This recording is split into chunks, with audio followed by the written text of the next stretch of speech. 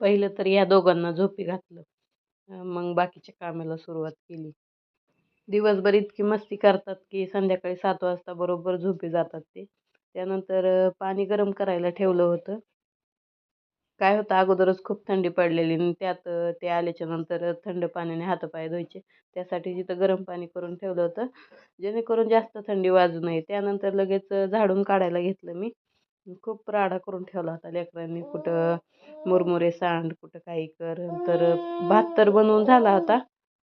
राहिलं होतं वरणाला फोडणी द्यायची आणि ते देऊन घेतलं की त्यानंतर सोयाबीनची भाजी बनवायची होती.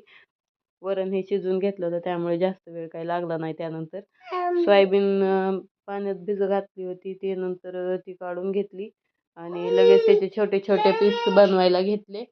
म्हणले वरणाला उकळी येईपर्यंत हे बनवून व्हावं. तेवढं झालं. ते झालं त्यानंतर लगेच तेल टाकून थोडासा मसाला टाकून लगेच मी सोयाबीन परतायला घेतली. सुकी सोयाबीन खूप छान लागते. त्यानंतर लगेच सगळा पसारा आवरला. स्वयंपाक बनवला पण जेवण काही केलं नाही. त्यांची वाट बघत होते मी घरी येण्यासाठी. खूप उशीर होणार होता. चला तर मग इथंच एंड करते. चॅनल